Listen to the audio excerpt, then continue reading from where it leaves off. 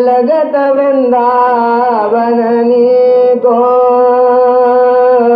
आले मोह लगत वृंदावननी को घर घर तुलसी ठाकुर पूजा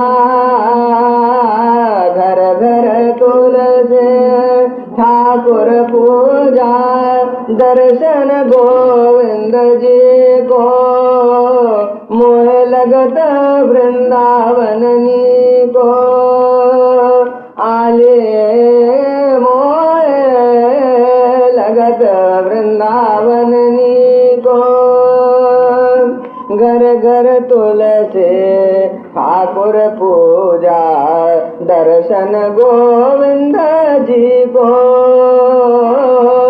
मोहे लगत वृंदावननी को रतन सिंहासन आप विराजता रतन सिंहासन आप विराजत मुकुट धरे तुलसी को रतन सिंहासन आप विराजत मुकुट धरे तुलसी को निर्मल नीरा बहत जमुना में निर्मल नीरा बहत जमुना में दर्शन गोविंद जी को निर्मल नीरा बहत जमुना में भोजन दूध दही को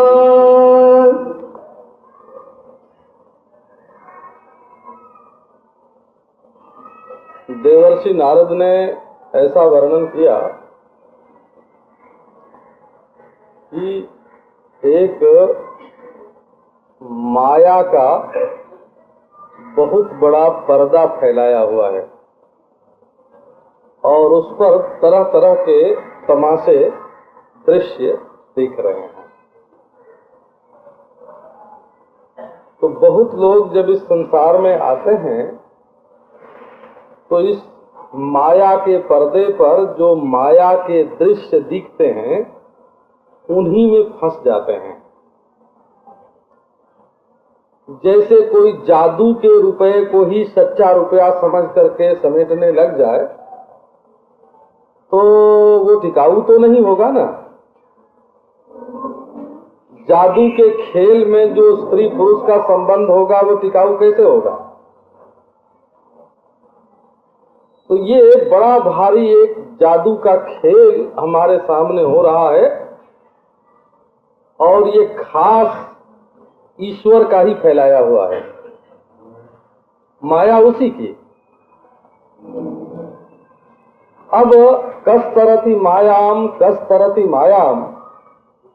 इस माया को पार कौन करता है, इसके लिए साधन की एक शैली बताई कि ऐसा ऐसा ऐसा करने से इस माया के पार जाते हैं। जो सचमुच इस माया के खेल में कहीं फंसता नहीं और अपने प्रियतम प्रभु से मिलने के लिए व्याकुल होता है, उसकी व्याकुलता देख करके वो स्वयं अपने हृदय से लगा लेता है और कहता है भाई ये तो माया नहीं चाहता, ये माया के खेल नहीं चाहता, ये तो हमारे पास आना चाहता है। जिसको धन नहीं चाहिए, जिसको भोग नहीं चाहिए, जिसको योग नहीं चाहिए, जिसको ज्ञान नहीं चाहिए, जो कहता है हमको तो चाहिए एकमात्र प्रभु। तो बचपन में मैंने एक दृष्टांत सुना था कि कोई महाराज विदेश गए थे और उनके यहाँ बहुत सारी रानियां थी।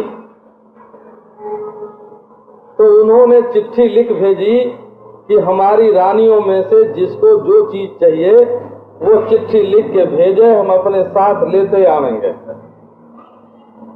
तो किसी ने जेवर के लिए लिखा, किसी ने कपड़े के लिए लिखा, किसी ने श्रृंगार की और सामग्री के लिए लिखा। एक रानी ऐसी थी उनकी जिसने कागज पर केवल एक की संख्या है, एक की गिनती लिख के भेज दिया। वहां जब चिट्ठी पहुंची तो जिसने जो मंगाया था उसके लिए वो सामान वहां खरीद लिया गया। उनका सबका अलग अलग पार्सल बन गया। बोले भाई इस चिट्ठी में तो कोई नाम नहीं लिखा है, कोई चीज नहीं लिखी है, सिर्फ एक की गिनती लिखी है, तो इसका क्या मतलब हुआ? अब महाराजा जब पधारे तो बोले कि चलो उसी के घर में पहले चलें जिसने एक लिख के भेजा है। सबके घर में पार्सल भिजवा दिए, सामग्री भिजवा दी। उनके घर में जेवर, उनके घर में कपड़े, उनके घर में भोजन, उनके घर में सामग्री। और जिसने एक लिखा था उसके घर में स्वयं गए और जाके पूछा कि एक माने क्या होता है? वो कौन सी चीज चाहिए तुमको? वो बोली महाराज एक माने आप होते हैं, हमको तो केवल आप ही चाहिए। हमको सोना नहीं, चांदी नहीं, साड़ी नहीं, हमको कोई चीज नहीं, हमको तो केवल आपकी जरूरत है। तो ये जो माया का खेल हो रहा है, इसमें जो माया के खिलौनों को नहीं चाहता है, उस जादूगर को ही चाहता है कि हम तो बस उसी को प्राप्त करके रहेंगे। उसके सामने ईश्वर भी अपना छिपाव, अपना दुराव नहीं रखता। सच्चे प्रेम के सामने कोई पर्दा फटे बिना रह नहीं सकता। प्रेम का स्वभाव ही है पर्दे को फाड़ फेंकना। कोई भी प्रेमी के सामने अपने को छिपा के नहीं रख सकता। उसके सामने सारे पर्दे फट जाते हैं। ये प्रेम का स्वभाव है। जैसे ज्ञान का स्वभाव है आवरण भंग करना, वैसे ही प्रेम का स्वभाव भी है आवरण को हटाना, पर्दे को हटाना। ये प्रेम का स्वभाव है। इसीलिए बताया स केवलम अविच्छिन्नानुरागम लभते। जो इस रास्ते पर चलता है उसको अटूट अखंड प्रेम की प्राप्ति होती है। सतरति मायाम, सतरति मायाम। वो इस माया से पार हो जाता है और दूसरों को भी माया के पार कर देता है। अब प्रेम स्वरूप की चर्चा प्रारंभ करते हैं। ये प्रेम के स्वरूप की चर्चा प्रारंभ करने के पहले ही ये कहना जरूरी है कि हम जो प्रेम की बात कहने जा रहे हैं वो पूरी नहीं, अधूरी है। क्योंकि ज्ञान का जो प्रयास है वो अविद्या के पर्दे को तोड़ना है। तो जहां तोड़ने का प्रयास होता है वहां पूरा हो जाता है। वो अपने विरोधी को तोड़ दिया। लेकिन जहां ईश्वर से अपने हृदय को भरने का सवाल होता है वहां पूरा ईश्वर, पूरा प्रेम हृदय में समाये कैसे? ज्ञान जो है ना वो विध्वंसात्मक है। ज्ञान जो है वो विध्वंसात्मक है। विध्वंसात्मक है माने अज्ञान को, आवरण को विध्वंस करना, ये ज्ञान का काम है।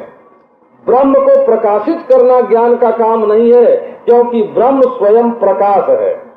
केवल अविद्या की निवृत्ति ही मोक्ष है, ऐसा अद्वैत वेदांत का संपूर्ण सिद्धांत है कि अविद्या की निवृत्ति अपेक्षित है, ब्रह्म का प्रकाश्य होना अपेक्षित नहीं है। परंतु प्रेम तो समग्र ईश्वर को अपनी गोद में उठा लेने वाला है।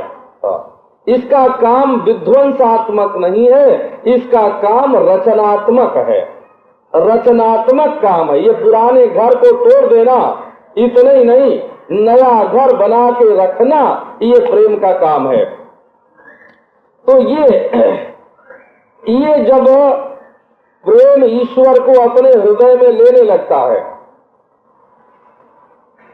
तो न तो ईश्वर ही कभी पूरा का पूरा आ गया हृदय में कि बस बस पूरा हो गया, इसके आगे नहीं, और न तो वो ईश्वर को हृदय में लेने की प्यास ही कभी पूरी हुई, और ये तो प्यास बढ़ती ही जाती है, मर्ज बढ़ता ही गया जो जो दवा की, जितनी जितनी दवा करते गए उतना उतना ये रोग बढ़ता ही गया।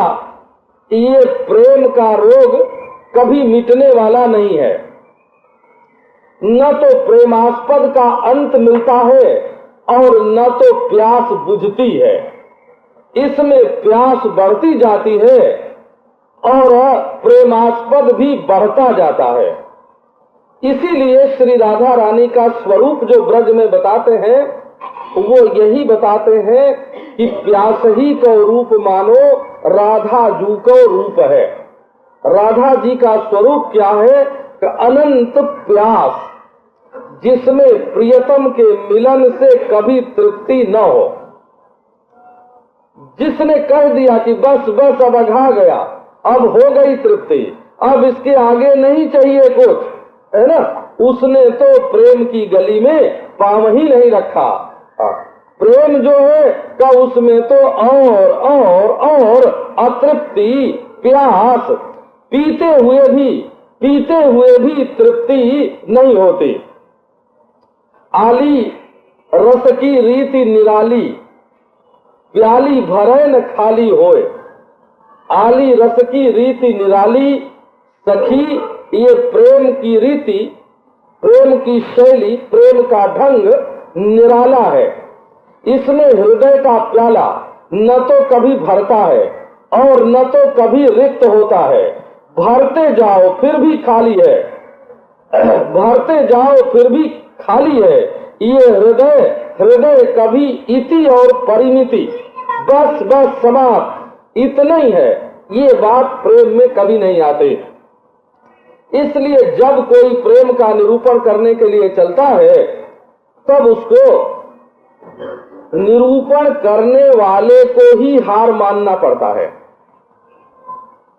वो ये नहीं कहेगा कि बस बस प्रेम का निरूपण हो गया।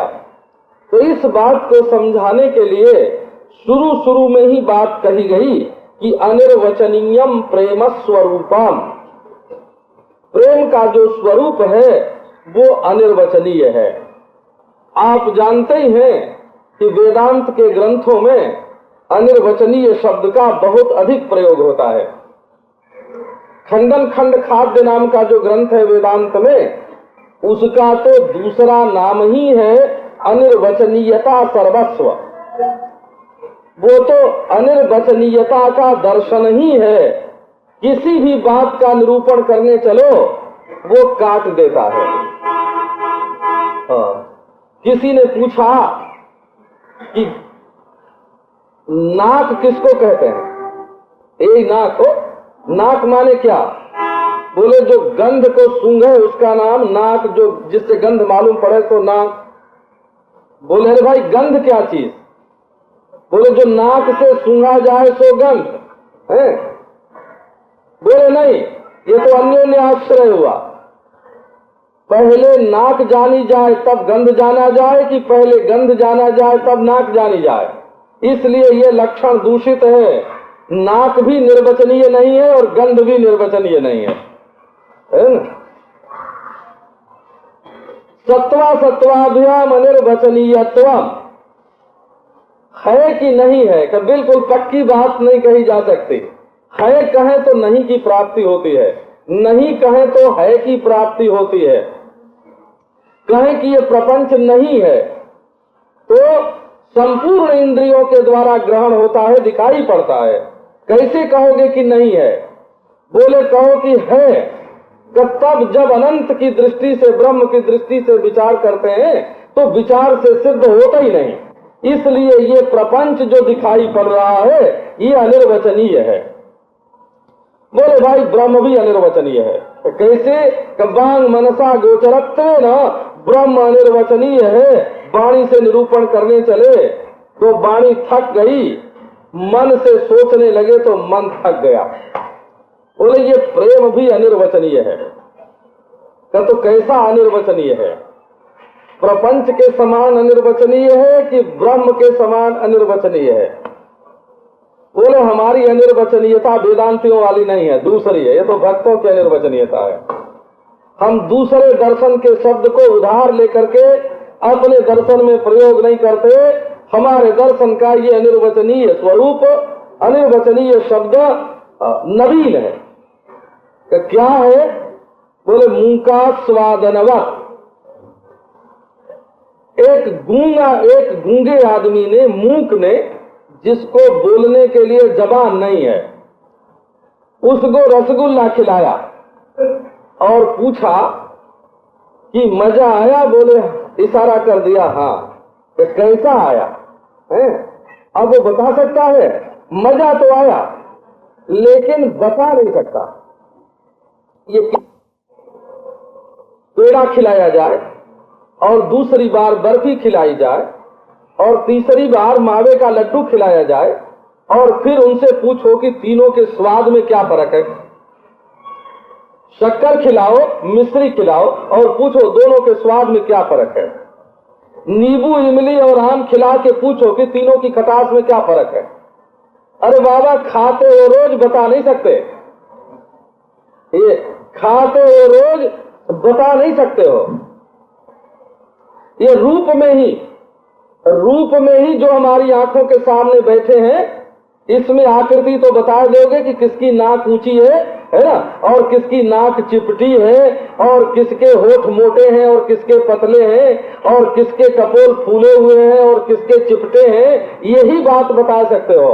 लेकिन उसमें जो सौंदर्य की कला है ना, उस कला का अगर निर्वचन करना हो तो ये आंख वाले, देखने वाले कोई कर नहीं सकते। देखते हैं, स्वाद भी लेते हैं, लेकिन इसका निर्वचन नहीं किया जा सकता, इसका भेद नहीं बताया जा सकता। आंख सबके है हो, आंख तो सभी के है, लेकिन किसकी आंख मछली सरीखी है ना? किसकी आंख मछली सरीखी है, किसकी आंख वो कमल सरीखी है, किसकी आंख हरिण के समान है। अगर इसका विवेक करना हो ना तो 100 आंख की जांच कर लो, लेकिन निरूपण नहीं कर सकते। ये सृष्टि की ऐसी लीला चल रही है कि इसमें सब कुछ करते हुए, सब कुछ भोगते हुए, दुख सुख प्राप्त करते हुए भी अगर इसका निरूपण करना चाहो तो करना अशक्य है।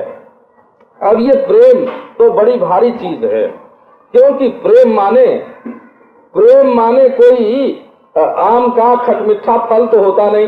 प्रेम माने लड्डू नहीं होता कि लड्डू खाया और कह दिया कि आज तो प्रेम का स्वाद आ गया। वो तो हमारे वृंदावन में एक महात्मा है, तो जिस दिन खीर खाते हैं कहते हैं बस आज ब्रह्माकार वृत्ति हो गई, आज ब्रह्मानंद का अनुभव हो गया।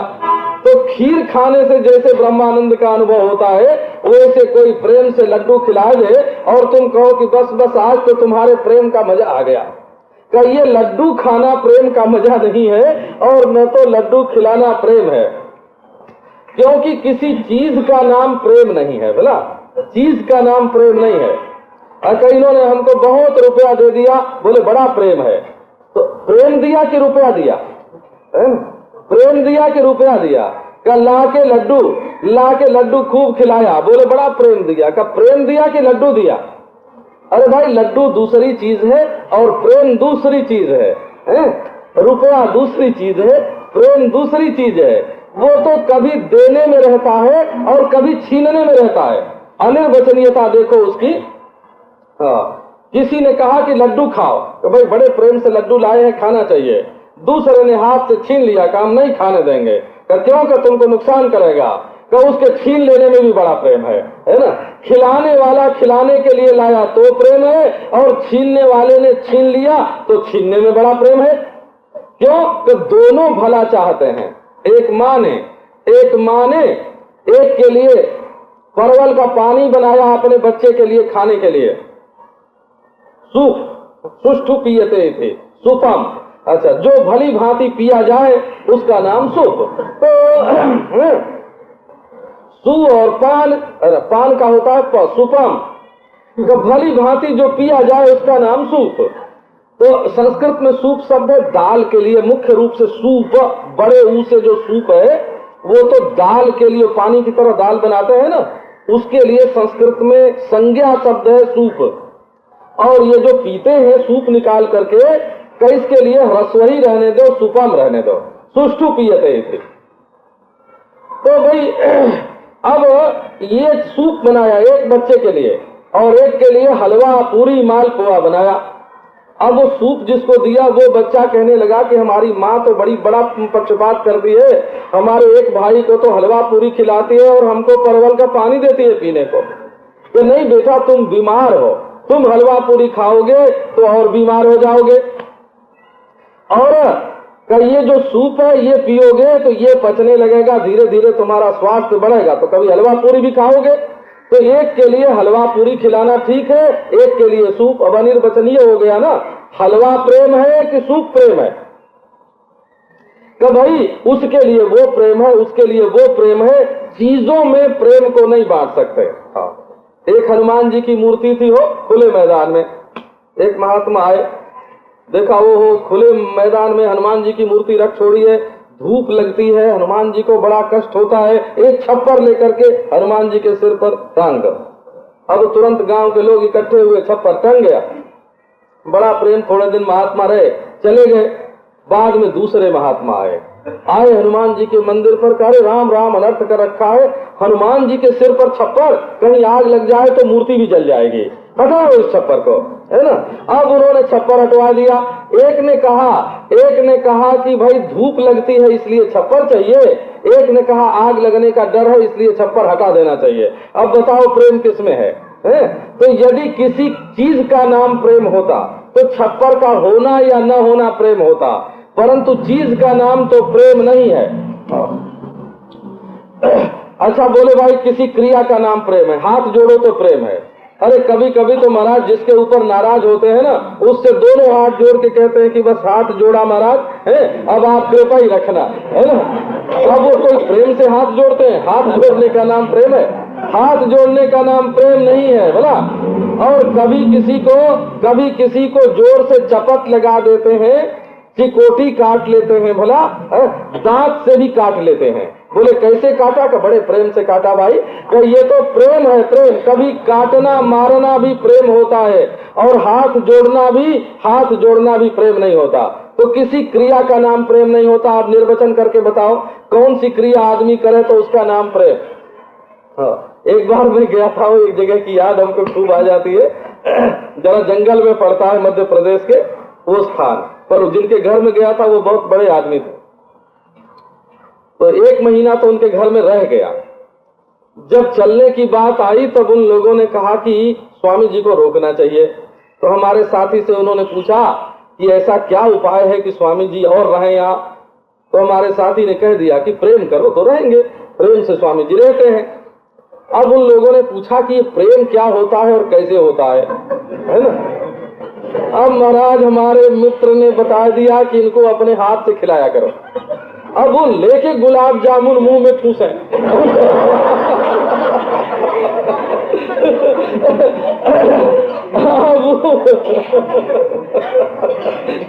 तो प्रेम जो है ना, जब चीज क्रिया में चला जाएगा ना कि इस क्रिया का नाम प्रेम है, तो मशीनी औजार की तरह उसको तो फिर बिजली से बटन चला दो और वो चीज चलती रहेगी। बोले पंखा चलाना प्रेम है तो हाथ से चलाने की क्या जरूरत है, वो तो बस बटन दबाओ और पंखा चलता रहेगा, होगा प्रेम। बोले रोशनी में बैठाना प्रेम है तो जला दो बल्ब, अब रोशनी में बैठे रहे। तो बल्ब जलाने का नाम प्रेम नहीं है। प्रेम में कभी अंधकार भी करना पड़ता है, कभी बल्ब जलाना भी पड़ता है, कभी पंखा चलाना पड़ता है, कभी पंखा बंद करना पड़ता है, कभी तारीफ करनी पड़ती है, कभी निंदा भी करनी पड़ती है, बोला। तो ये प्रेम को एक तरह की आवाज में कि एक तरह की क्रिया में कि एक तरह के भोग में नहीं, यहाँ तक कि एक तरह के मन में भी प्रेम को नहीं डटा सकते हो। बोले कि हमेशा बस प्यार ही प्यार आवे, इनको सुख पहुंचावे, इनको सुख पहुंचावे, इसी का नाम प्रेम है। नहीं, प्रेम में आता है कि अब इनका मुंह नहीं देखेंगे कभी। बड़े प्रेम, बस छोड़ दिया, हमेशा के लिए छोड़ दिया, रूठ गए, मुंह फेर लिया कि बात नहीं करेंगे, घर में आने पर किवाड़ बंद कर दिया, बात नहीं की, है ना। तो ये बात भी प्रेम में आती है, और फिर पछतावा भी आता है, फिर रोना भी आता है, फिर मिलने के लिए जाना भी आता है। तो यदि कोई कहे कि हम एक ढंग में प्रेम को बांधेंगे, तो ये मशीनी सेवा का नाम, यांत्रिक सेवा का नाम प्रेम नहीं होता है। प्रेम न बाड़ी नीपजे, प्रेम न हाट बिकाए। प्रेम बगीचे में पैदा नहीं होता, और प्रेम बाजार में बिकता नहीं।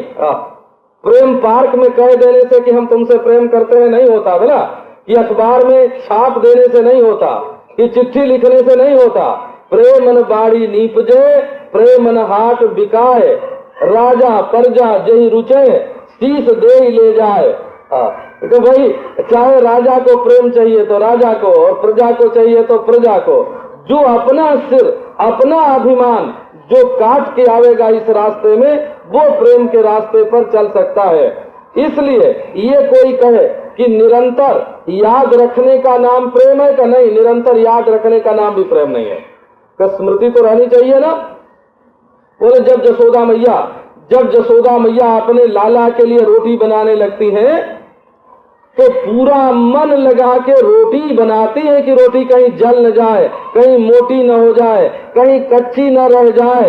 उसमें कन्हैया को एक तरफ रख करके रोटी बढ़िया बने, क्योंकि उसके लिए है ना, उसके लिए है कि रोटी की याद करती है, कन्हैया की नहीं करती हैं। जिस समय दही जमाती हैं, जिस समय मक्खन निकालती हैं, जिस समय उसके लिए, उसी को सुख पहुंचाने के लिए कोई काम करती हैं, तो उस समय उस काम की स्मृति में इतनी डूब जाती है कि भूल जाए कन्हैया, कोई बात नहीं, लेकिन उसके लिए रोटी बढ़िया बननी चाहिए।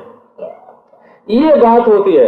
तो इसलिए चीज का नाम, क्रिया का नाम, वृत्ति का नाम, स्मृति का नाम प्रेम नहीं है। अनिर्वचनीयम प्रेम स्वरूपम, प्रेम का स्वरूप अनिर्वचनीय है। अनिर्वचनीय है माने कोई प्रवचन करके, व्याख्यान देके, या स्कूल में, कॉलेज में पढ़ा लिखा के कोई प्रेम कॉलेज खोल दे। पहले हम सुनते थे कि वृंदावन में एक प्रेम महाविद्यालय है, तो घर से समझते थे, बनारस में अखबारों में छपता है ना, तो हम समझते थे कि वहाँ प्रेम करना सिखाया जाता होगा। अरे वहाँ गए महाराज, तो वहाँ तो लोहा, लक्कड़, इंजीनियरिंग है, न जाने क्या क्या चीज, सब बस काट पीट के यही बनाना सिखाया जाता, प्रेम नहीं सिखाया जाता। तो प्रेम सिखाने के लिए कोई स्कूल नहीं खुलता, कोई कॉलेज नहीं खुलता। प्रेम तो हृदय की वस्तु है। जो अपने सिर को काट के दूसरे के पांव के तले रौदवाने के लिए तैयार है ना, वही रहेगा, उसी की बात चलेगी, उसी का मन रहेगा, उसी का अहम रहेगा। हमारा अहम नहीं, उसका अहम रहेगा।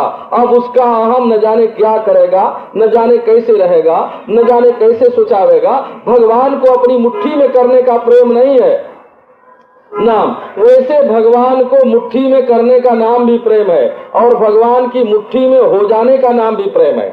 अपने आप को उनके प्रति अर्पित कर देना और उनको अपना बना लेना, ये प्रेम की बड़ी बड़ी लीला है महाराज।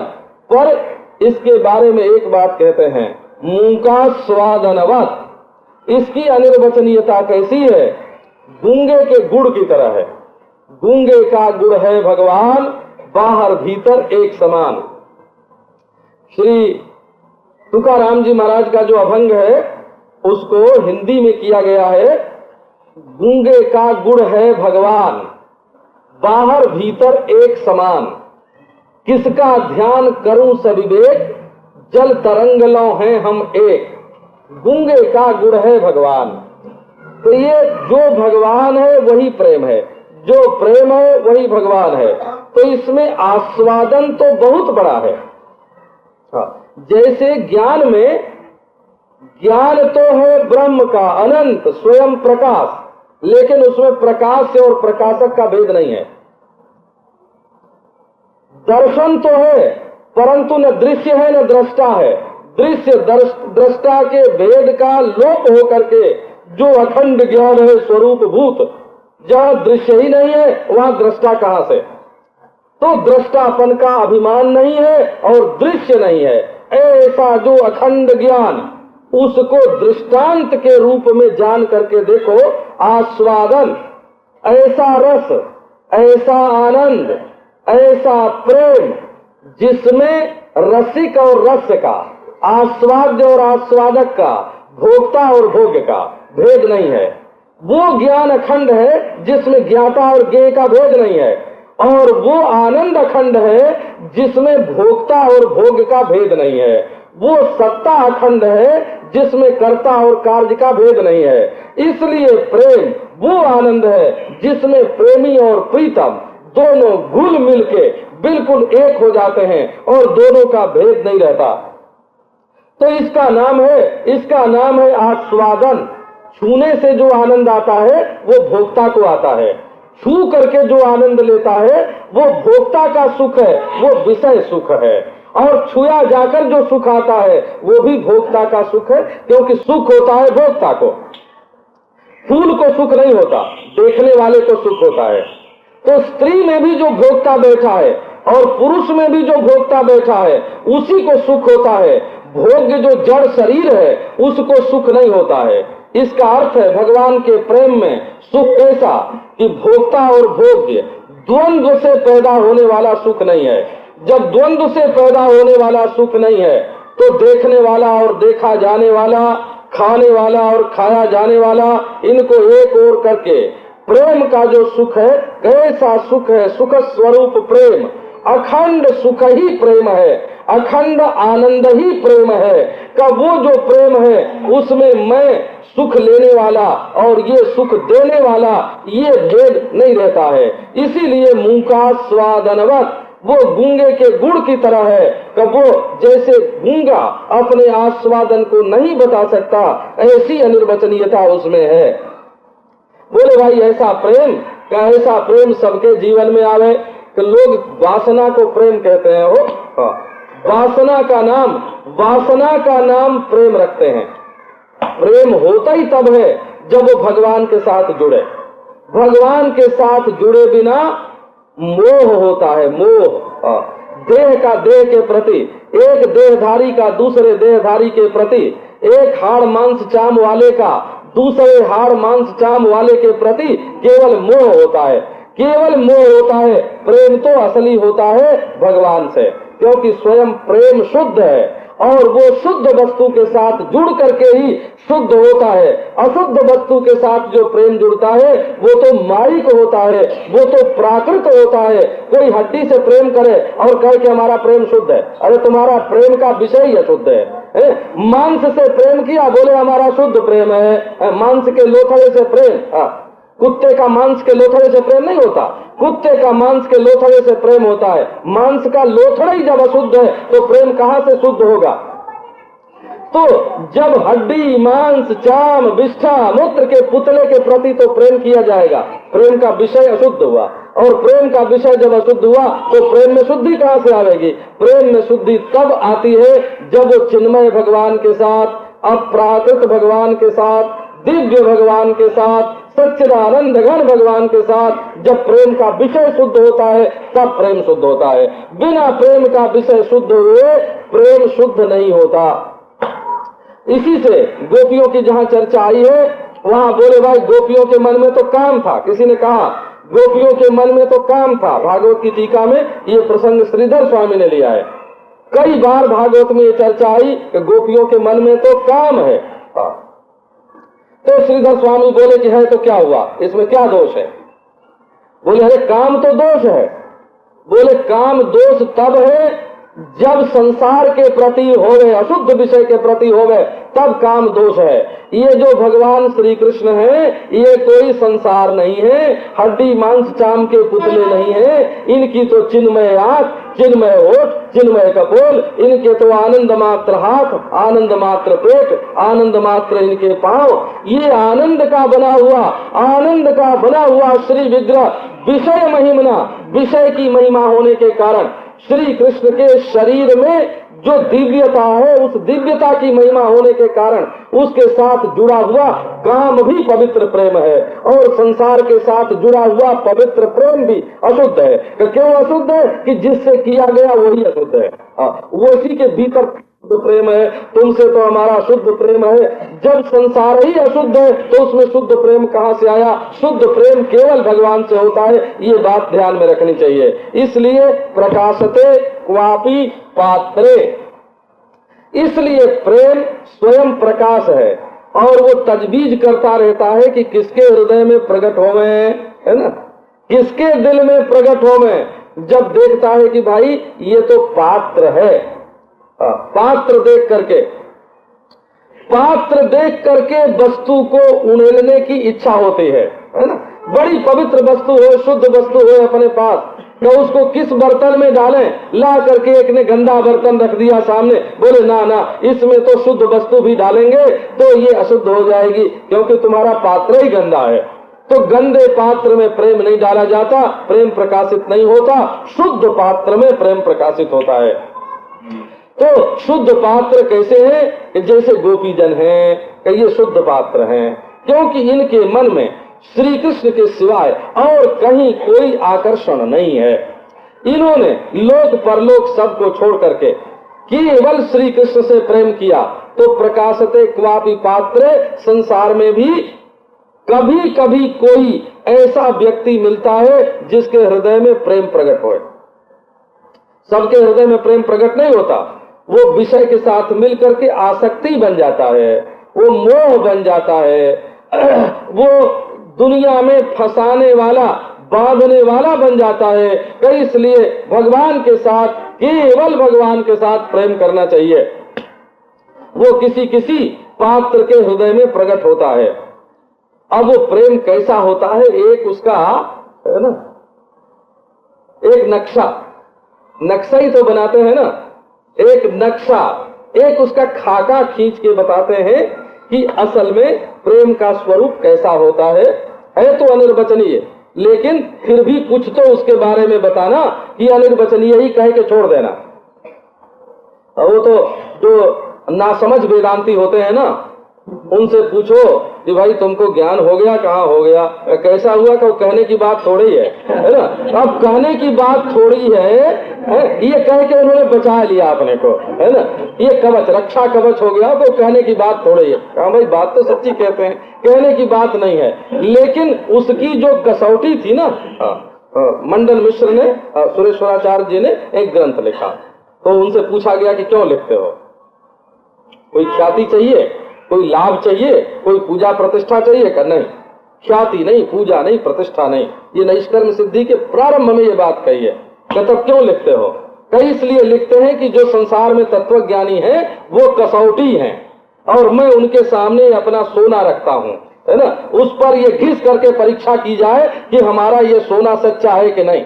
हम अपना ज्ञान बिल्कुल साफ साफ लिखते हैं। तत्वज्ञ रूप कसौटी पर कस करके लोग परीक्षा करके देखें कि ये कितना खरा सोना है। तत्वज्ञ निकषास्मसु किंतु बोध परीक्षार्थम तत्वज्ञ निकषास्मसु, नैष्कर्म सिद्धि के प्रारंभ में। तो प्रेम की जानते हैं कि प्रेम नहीं बताया जा सकता, फिर भी बोले सब जानत प्रभु प्रभुता सोई, तदपि कहे बिनु रहा न कोई।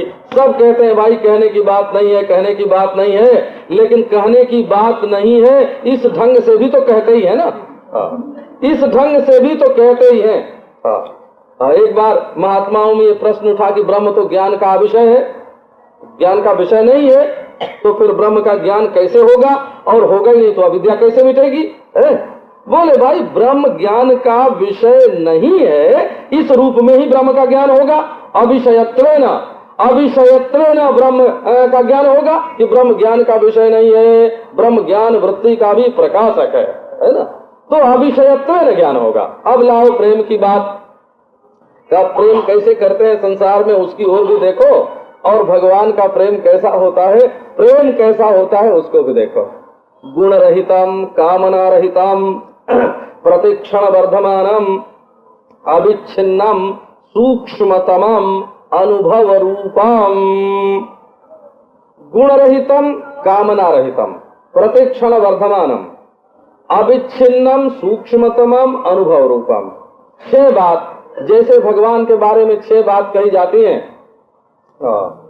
वैसे यहाँ प्रेम के बारे में भी 6 बात कही गई है।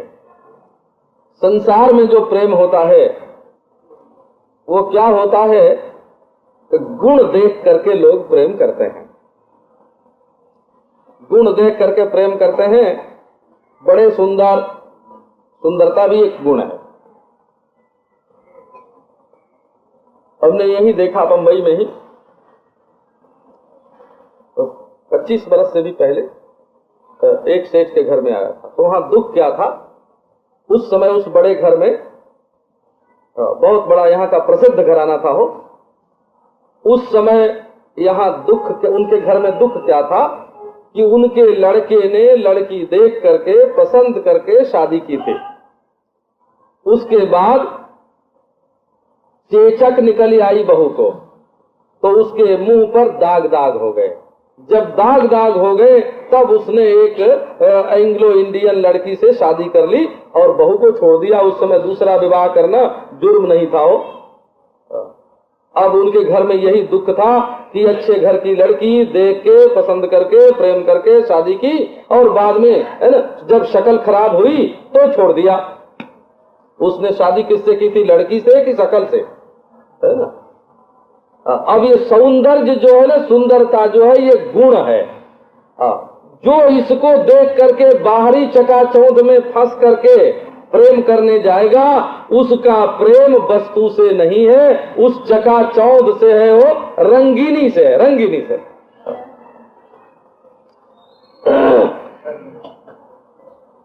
मैंने कहीं अखबार में पढ़ा था कि कोई सज्जन विदेश में थे, तो उन्होंने देखा कि एक बहुत सुंदरी स्त्री सामने जा रही, बहुत अच्छी लगी।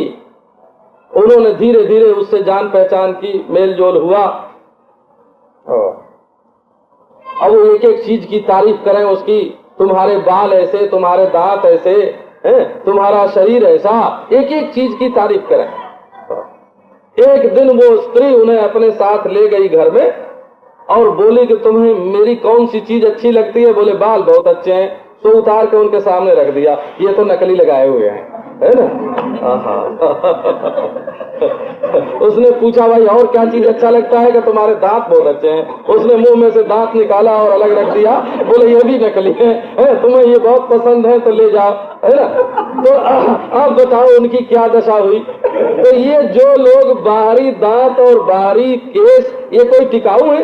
काले को सफेद होते कितनी देर लगती है। मैंने 16 बरस के लड़के ऐसे देखे जिनके बाल सफेद हो गए, जिनके बाल सफेद हो गए। 25-25, 30-30 बरस के लड़के ऐसे हैं जिनके दांत सड़ गए और डॉक्टरों ने निकाल के बिल्कुल अलग कर दिया। तो ये दांत और बाल देख करके जो प्रेम होता है, इसका नाम प्रेम नहीं होता है। ये सब बाहरी चीज है। साड़ी देख के प्रेम, कपड़ा देख करके प्रेम, बाल की बनावट देख करके प्रेम। मैं बहुत लोगों ने बताया कि 100-100, 200 रुपया खर्च करके लोग अपने बाल संवारते हैं कि भाई किसी की आंख में तो ये अच्छा लगेगा तो वो हमसे हमारा प्रेमी बन जाएगा, और काहे को संवारते होंगे। तो ये तो मैं अपने मन की बात कहता हूँ। माने उनके मन में क्या होगा कि लोगों की आंख में हमारे बाल गड़ जाएंगे। तो ये बाल कब तक गड़ेंगे? तो गुण रहितम का अर्थ है कि इन संसारी बाहरी चीजों को देख करके असली प्रेम नहीं होता।